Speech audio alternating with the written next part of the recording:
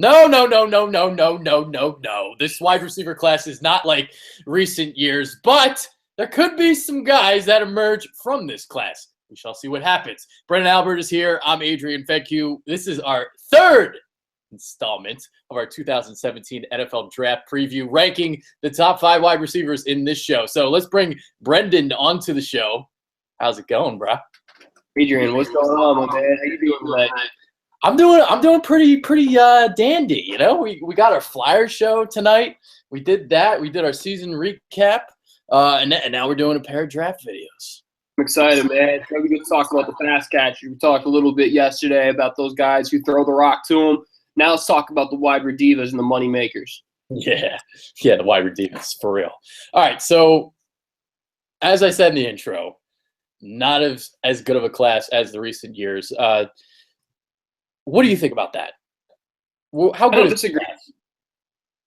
Yeah, I don't disagree with you. I mean, my big thing I'm saying that is because the depth here is not as good as it's been the year past. Top 3 is all pretty darn good, but we got to think about it this way. Last year, the guy who led all rookies in receiving, he was a second-round pick in Mike Thomas. Now, obviously, he got drafted into a great situation down there in New Orleans. But if he's a leading receiver and he was a second rounder, and depending on who you looked at last year, like I know Matt Miller from Bleacher Report said he was the best receiver coming out of last year's draft, there was a lot of depth. So last year's draft, so much better than this year's draft in receivers, but we still got some playmakers here. I don't want to make it sound like this is a bad draft by any means. Yeah, I mean, I had people telling me, like, don't underestimate this class. I don't know. I'm not really seeing it like other people. Like, people will throw the name like Dede Westbrook out there and like Katie Cannon. I'm just like, I'm not seeing it.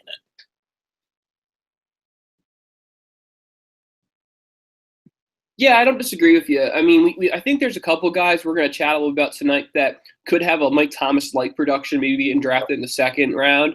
But I'd be very shocked to find a lot of talent really after the second round. Yeah. All right, let's get right into the list. Now, our rankings differ just a little bit here at the top. Number 1, I've got Mike Williams. You have Corey Davis. So I'll let you start with Mr. Davis at number 1. Yeah, I mean, for me, I think when we're looking at, Davis and Williams, those are definitely 1 and 2. My reason I have Davis is he's the better route runner of the 2 guys we have here. True. Yeah, best route runner in the class. Yep. And if a receiver isn't able to really separate, he better be able to be a good route runner, from college going to the NFL. So that's where I give Davis the big nod. Reminds me a lot of Eric Decker. He's a good size receiver, 6'3", so he's definitely there. Strong hands. Both him and Williams, very, very strong hands. But when we look at Davis, the thing that I see a lot about him is his run after the catch ability is very, very good. Now, The question we kind of have with Davis is, with his ankle injury, he wasn't able to run the 40 at the pro day or the combine. So there is a little bit of a question there. People kind of say, oh, well, he played in the MAC, not great competition. Guys, that's silly. I mean, he was a dude. He was that good. So let's not knock down the MAC. I think he's probably still a top 15 pick because there's a lot of teams of need. I mean, I'm going to hold off here until we get through, but I'm curious, where do you have him, in your draft, Adrian? Yeah, I mean, I'm actually not as high on Corey Davis as a lot of other people are. I'm probably going to be wrong about this because this is just, what it is. But the last time I was like this low on somebody, it was Brandon Ingram in the NBA draft. And I nailed Brandon Ingram. Corey Davis, though, we'll see. Now, we're talking about a guy that was getting double and triple team nearly every snap in the MAC, still put up the production. You said it, very good route runner, finds open spots in the zone, a very strong runner after the catch. Now, I'm curious to see, I was really curious to see what he was going to run because when you watch the tape, it doesn't really look like he's moving that fast, but it could be just, deceptive just because he's a long strider. So I don't know. We'll see. We'll see. He gets some separation. He's a, again, great route runner, but I don't know. I think he's going to be solid. I don't think he's going to be a star. So I think he's going to like not disappoint like Jordan Matthews, but he reminds me a little bit of Jordan Matthews. Okay. Yeah, that's fair. He kind of looks slow after the catch. I don't know. That's fair. And here's the thing I'll say about, this year's draft we have to remember is we have 3 guys who are very clear top 3, and then there's a big drop after them. Can we agree on that, Adrian? Oh yeah, absolutely. Okay. So let's just kind of think about the way the draft board lays out then, okay? Within the top 10, there's 6 teams. There's 6 teams in the top 10 who need receivers. That's just the top 10. Then once we get past the top 10, we get teams like your Eagles, my Baltimore Ravens, Arizona Cardinals. So before we even get to 16, we're probably going to get 12 to 13 teams right there who need receivers. So these 3 guys are going to go. So, to me, I like Davis the most. His ceiling, I think the team like the Tennessee Titans could really, really use a nice route runner outside, put him opposite side of Delanie Walker, give Mariota someone to grow with. Yeah. All right, so that's your number 1. Corey Davis was my number 2. My number 1 is Mike Williams, and you want to talk about some size, some strength, some explosiveness. He has the best hands in the class, and it's really not close. Makes acrobatic catches. He makes plays in traffic using those strong hands. Knows how to use his size, high points the ball. He actually is pretty much the same player as Alshon Jeffrey. Very, very similar. Not a burner. Now, the thing that is just a little concerning, limited route tree at Clemson because of the simple offense that they have. But yeah, I mean, he's a guy that's going to go up and get it in the red zone. You can throw it up, back shoulder, whatever. He's going to pluck it out of the air pretty effortlessly. I think he's the guy to me. Hey, that's fair. I have him as my number 2. And the reason I have him as my number 2 is when you watch his film, or better yet, let's take it a step back here, guys. When you watch his highlights, whether it's on NFL Network or YouTube or whatever, watch how many highlights his catches are contested. And what I mean by that is this is a concern about his separation ability. Yeah. So, if he's not able to separate in college, how is he going to separate in the NFL? Now, here's the thing I'll give him. There's no doubt in the contest situation, Alshon situation, AJ Green situations, Julio kind of situations, 50-50 ball overall, he gets a huge, huge bump over Corey Davis, no doubt about it. But his lack of route tree and his lack of ability to separate is the reason I have him as my number 2. Now, with that, again, he's still going to go in the top 10, top 12 kind of range. I mean, a team like, who has a speedster, maybe a route runner opposite of him, he would be a great fit to be the big physical pounder. How about the Buffalo Bills? Give some Sammy Watkins some help. Let Tyrod have something to work with. I think that would be a great fit for him. Yeah. Clemson connection as well there. So there you go. No doubt. Hey, DeAndre Hopkins told me this when we worked out at IMG together. This was 2 years ago or 4 years ago now. He said, dude, I'm telling you, Clemson is wide receiver you. He is completely right. He said it to me the best way. He goes, B, even our white boys are fast. And he's not wrong. So they got dudes down coming up from Clemson. So, yeah, Mike Williams, he's my 2 receiver. A little concerned with his lack of ability to separate, but he's still a top 10 pick. All right, you know what? I was going to wait for this topic until later, but let's do it right now, okay? You talked about wide receiver U.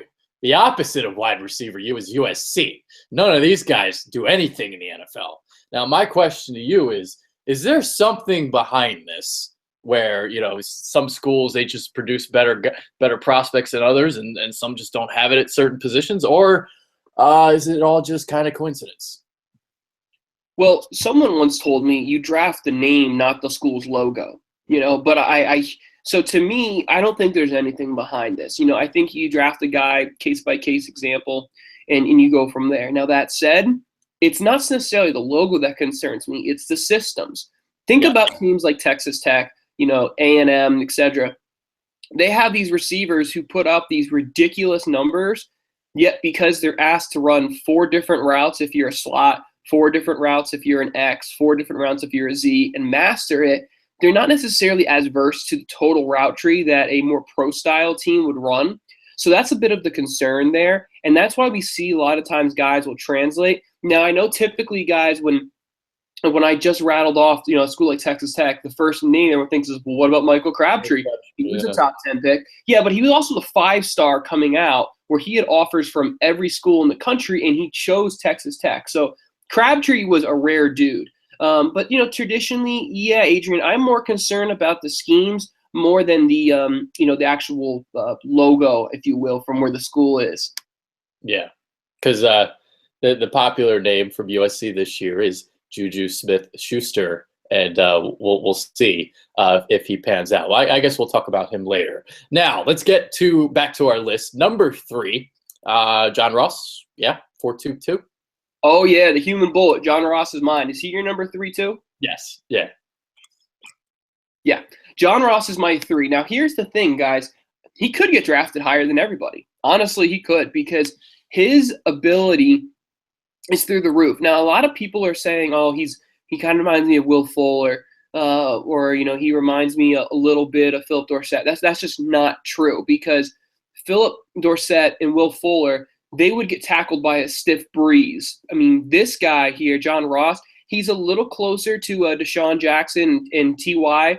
because he's a little thicker. I'm not saying he's putting the shoulder down and trucking guys. That's not the case by any means. But he's a little thicker, so he's not necessarily the guy who catches the ball and the weight of the ball knocks him over. So the one thing I'll say about John Ross, okay, when everyone's like, oh my gosh, his 40-yard dash speed. Someone once told me, you don't praise a guy twice. And what I mean by that is, you watch his film, he's fast. He is that fast. So you can't really praise him again when he runs a 4.22 because his film showed that. Now, the reason I think that he could get drafted higher than any of these guys is, again, it's a system fit situation. So a team, like let's say, for example, I'm sitting here and I'm the Carolina Panthers. I really need offensive line help, but there's no line opportunity for me to pick at 8. If Leonard Fournette's not there, I don't really love McCaffrey, and I don't like Cook enough to draft him there at 8. Maybe Lattimore's gone, or maybe both of the safeties are gone, and I'm thinking, what do I need? Well, a guy like John Ross here next to Cam's not going to underthrow him, okay? And we put Benjamin on the other side. It's a great, great fit. I mean, Cam made Ted Ginn look like he really was a top 10 pick. What's going to happen if he actually got a legit top 10 pick in John Ross? So I'm a big John Ross fan, but I think he needs to be next to a physical receiver, i.e. Kelvin Benjamin. He'd be very, very valuable. Or, much to hate to say this, Cincinnati Bengals too. He'd be a great fit there. Obviously, we know about the speed. He's got the quickness too, gets in and out of his breaks very, very well. And he uses those quick feet as well to beat press coverage at the line of scrimmage. You can't press him. It's impossible. Runs well after the catch, obviously. Now, the concern is, there is a little bit of an injury history. Missed 2015 with a knee injury. But, Ross seems like he's a pretty good he would be a pretty good fit for the Eagles, I would think. Pair him with Jeffrey, get the speed guy on the other side. But, there's a part of me too that thinks if there's a guy that's going to bust in this draft, it's him. That's fair. I mean, the one thing that we always see in the NFL is we always see, especially around the combine guys, the guys who just blow out the doors and make everyone say, wow. Darius Heyward-Bey, I think, is probably the most recent name a lot of us can think about. I think Philip Dorsett is probably on that same track right now. Give him another year, and we might be saying, yeah. I don't see it, though, with John Ross. And I'm not as a concern as far as a bust because his film tells me it. The only reason, in my opinion, John Ross doesn't live up to it is injuries. And you know what? If that's a concern for you that, hey, he's an injury bug, I hear you. That's a completely fair thing. But let's also remember that Corey Davis is going through an ankle. So he's not exactly Superman. I mean, Mike Williams has missed some games at his time as Clemson, so he's not exactly, impenetrable to any type of injuries as well. The thing we need to remember about John Ross is after was it Peterson got kicked out of Washington, and eventually he ended up getting drafted by the Chiefs. Yep. John Ross went over and played corner for them. Mm-hmm. So John Ross is a tough SOB. He's willing to get nasty and dirty with you. So if he's hurt, he's not hurt. He gets injured, and that's not a concern for me. So I have very, very little concern about him being a bust. If he gets hurt, guess what, folks? This is football. It's a dangerous game. Guys are going to get hurt every day, and there's only so much you can do about it. I'm not concerned about his injury. Yeah, I do think he has some inconsistent hands at times. But whatever. All right, number 4. We both have the same number 4, correct? Zay Jones? Zay Jones, yep. Go ahead, Adrian. I'll let you kick it off here, Zay. Want me to go? All right. Okay. I think he's a guy. He's got good hands, quick burst off the line. He gets some separation with his speed. Finds the open areas. Obviously, a lot of production with that. East Carolina offense. Justin Hardy was the guy that came out a couple years ago. Really hasn't found it yet with the Falcons, but I like Jones more. I think he's solid. I like number 4. Yeah, I mean, that's all fair. I mean, Zay Jones was a guy, he kind of, he put up ridiculous numbers.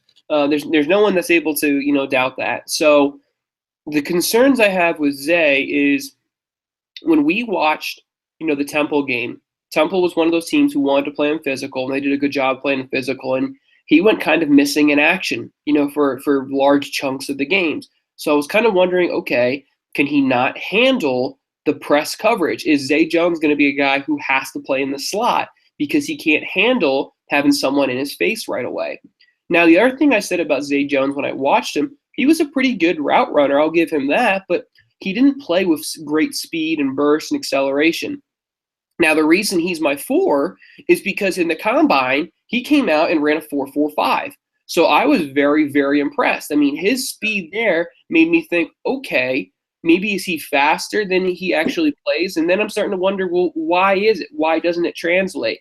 So I think Zay Jones is my 4, but you know what? If someone told me, hey, I have Zay Jones as my 7, I probably wouldn't argue with him either. I think Zay Jones is one of those guys. He needs to go to a team whose base personnel is probably going to be 10 or 11, where they're going to go with a slot receiver at all times, i.e. like the Cardinals do, the Falcons did towards the end of the season when they started getting a little more open sets. The Chargers are another good one I think about. So, teams like that, I think he'd be a good set. He kind of reminds me a little bit of a Golden Tate, not necessarily as explosive as him, but one of those guys where he's a route runner. He's going to keep winning with the jab, and all of a sudden he'll break one and maybe go for 40. Yeah. Okay. Number 5. I'll let you go, I guess. Go ahead. Who you got? Yeah, so honestly, after 3, it all becomes a bit of a what's your need situation, for your team. My 5 guy, I don't know what he is. And what I mean by that is I don't know if he's a running back. I don't know if he's a receiver. So for me, my 5 guy is Curtis Samuel from Ohio State. Now, Curtis, he worked out, with the backs. So he, was very, very electric. But I think ultimately he's probably going to be a receiver in the NFL in that slot situation. With him running in the 4.3s, that really turned a lot of heads. But if you remember watching him at Ohio State, ran a ton of jet sweep stuff, a ton of bubble, a ton of alley screens, and I think that's where a lot of his stuff is going to be.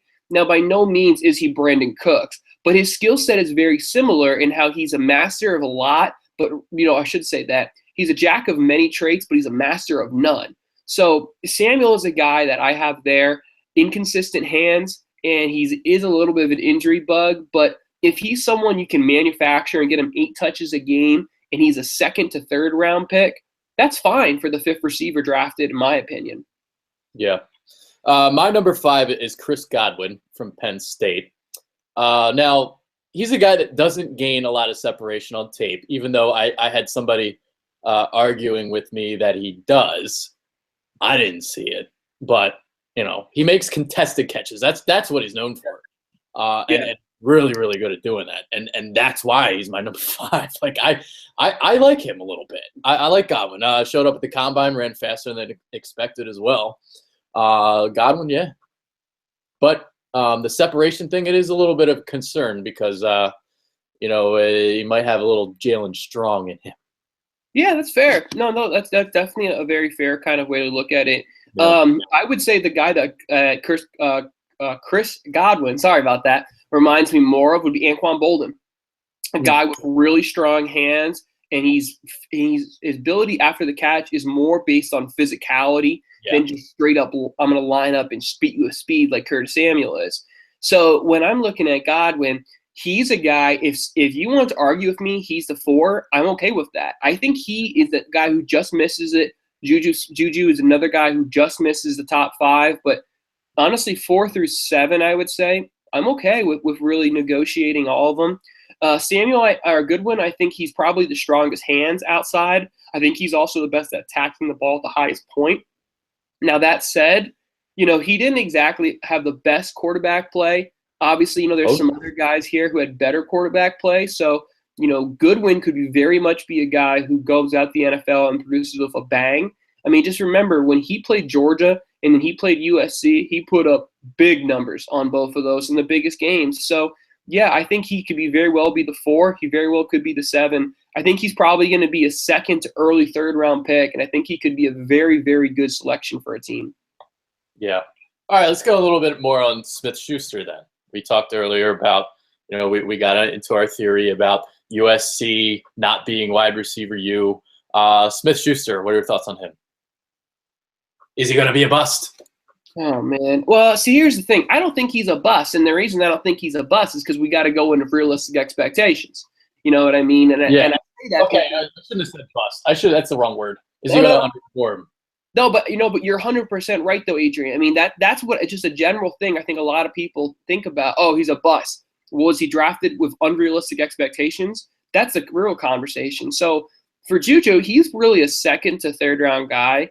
Now, he's another one. The concern I had for him is, okay, he's a guy, he's a lot of talent, he's an NFL player, no doubt about it. But when I remember a lot of the biggest plays for USC, I remember them bringing a corner over to play offense and him put a lot of the biggest plays in. So my concern is, okay, this Juju, if he's that dude, why are we bringing someone else over? And by the way, he's not exactly a 1st round pick either. It's a different conversation if it's like, oh, well, we're going to bring Deion Sanders, who's a top 3 pick on defense, and he's going to come over here and play receiver a little bit for us. That's not what we're talking about here. So, with Juju, he's a guy, he's a chain mover, he's a physical receiver, he's get the first down and keep it moving and very, very low flash, but a very good route runner. Teams like the Packers and teams like the Bengals, I think could make a lot of sense, who are just looking for another guy to kind of move the chains, not really break the top off, but just move the chains and do a lot of good things. He reminds me a lot of both of the receivers, actually, that the Jaguars have in their ability just to kind of run routes, get the first down, and move on with their day. Yeah. All right. I'm not really big on Schuster, and it's not because he went to USC. Just not big on the guy. All right, so some other names. Another guy that people like to talk about is Cooper Kupp, Eastern Washington. I don't see it. What do you see? I just don't see it. Cooper Kupp's a unique one. And I say that because usually one of the big things you always hear this time of the year is bloodlines and things like that. And Cooper Kupp's one of those guys who comes from, I think, 3 generations of professional football players in the NFL. So he's a guy who he understands the workload. He understands it. Now, the thing for Cooper is he spent most of his time at Eastern Washington playing in the slot. So he needs to be in a team who's going to be a lot of slot-heavy options. So teams who, don't really use a slot receiver extensively, he won't make a ton of sense, i.e., some of the more power teams. A team who I think would be really, really wise to draft him would be the 49ers. And the reason I say that is because the Niners are in a complete rebuild. So for them to draft an intentional slot receiver, I mean, they just paid a lot of money for Pierre Garçon to go play the X. So Cooper Kupp, he's probably a guy in the late second to mid third, end of third round. Not a blow the top off, and this is not a color of the skin comparison, but Jordy Nelson, I think, is a ceiling for him. He's a contested ball player, good route runner, probably doing more in the slot and winning a lot with physicality. He's probably more in his future. Yeah, he's really good after the catch. That's his thing. I mean, really quick out of the break. Once he like turns upfield, that's what he's good at. But like, I don't know. I'm just not seeing it with him. I like people rave about what he did against Oregon. It's Oregon. You think they have a great defense? Come on. Yeah. And the other, he had another big. Yeah, go ahead. Yeah, his FBS games were against Oregon and Washington State. And I mean, Washington State, their goal was to say, hey, if you score 60, we're going to score 61. That's a great basketball mindset that they had going on at Wazoo. And Oregon, I mean, there's a reason that entire staff turned over. It was bad. Yeah. But I'm not going to knock them. But I hear where you're coming from, Adrian. Yeah, I mean, well, the reason why I bring that up, that's what people like to talk about. And the reason why there's so much hype around Cooper Kupp is they look at that one highlight against Oregon where he went down the left sideline and he like stiff-armed the entire team. Literally, it's one of the great highlights of last season. But one highlight doesn't make you an elite receiver by any means. Mm-hmm. Mm-hmm. So, yeah, I know there's some people on my channel that really like him. I tried. I've watched a little bit more of Cooper Kupp than I should have. I tried. I don't see it. I think he's just one of those dudes, guys, whenever you draft him, you need to have realistic expectations that he really is a 3 growing into a 1. He's not even a 2 right now. He's a 3 growing into a 1. And if you're patient with him, hey, that's great. He could grow in. I mean, that's what happened to Jordy Nelson. He was a late round pick from, coming out for a reason. And he grew from a 4 to a 1. So I think that's a realistic expectation for Cooper Kupp. So if you're a team who drafts him, understand, hey, this is probably a 1 to 2 year thing. Don't start, going full on Philadelphia Eagle, Cleveland Browns, throwing things at him and saying he's got no hands. It's going to take a little bit. You got any sleepers? Because I'll tell you the truth. I don't really have any sleepers at wide receiver. Chris Godwin's like my sleeper. Yeah, I mean, he's probably, man. I think Curtis Samuel might be my sleeper, if you will, and not necessarily because we're going to draft him, in the 5th round or anything crazy like that, but because I could see him having unreal production because of his skill set. As long as he can stay healthy and go to the right situation, I think he could really produce exceptionally well. So I think he's my sleeper, but again, it's more for a production reason than necessarily where he'll get drafted reason. Yeah. Obviously, the show is called The Bitter Birds. We are Eagles related. So let's get into some Eagles talk just really quick. If the Eagles were to draft somebody in the 1st round at wide receiver, who should they draft? Well, because of the contract situation, I think you draft Corey Davis. The first thing I'll say is, as far as who I think will be there, John Ross, in my opinion, is probably the only one who's going to get there. If he gets there, that is. Corey Davis, in my opinion, is the one to draft because, Torrey Smith, he is a great 9 route runner and a very below average everything else runner. Yeah. That's really what he is. Jordan Matthews, he's a slot dude. I mean, that's what his role is. He's not a lineup one-on-one and win. That's really what Corey Davis is. He's lineup one-on-one and win.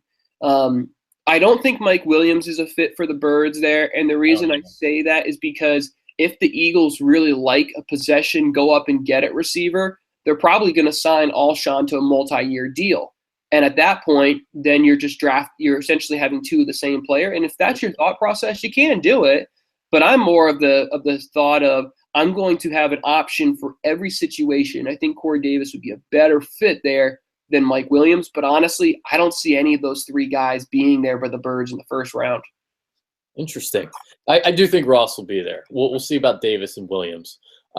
Yeah, but I agree with you. Mike Williams just not a fit because of Alshon on the other side. They're two very, very similar players, so I wouldn't do that. Although like you look at a situation like maybe Tampa Bay, like Mike Evans and Vincent Jackson, they're not that far apart from each other, so you never know. But yeah, Corey Davis would probably be the guy. John Ross too, with his speed, would be a perfect complement for Alshon Jeffrey. Now in the later rounds, like middle rounds, I would think that they would try and get a speed guy to try and stretch the field. I'm just not really high on any of them. That's all. Like Dede Westbrook, Katie Cannon, shit like that. Yeah, I'll tell you this. I'm not a big fan of Katie Cannon, period. So I don't really like him, and I really don't like Dede Westbrook either. Dede Westbrook is not a consistent hands catcher. And What I mean by that, he likes to pin the ball against him, things like that. He's got quick feet, but these comparisons I've heard someone say to Will Fuller is just so far-fetched. I mean, it's just not realistic for him. He's an injury bug. He's got off-the-field concerns. I mean, all of these kind of things just check up, and I'm like, there's no way I'm going to draft a slot receiver who's not consistent at catching the ball away from his body, injury concern off the field. There's nothing there for Dede that really gets me excited. I'm kind of, and don't mind me, guys, I'm working here on two screens, so I'm kind of peeking back and forth with you.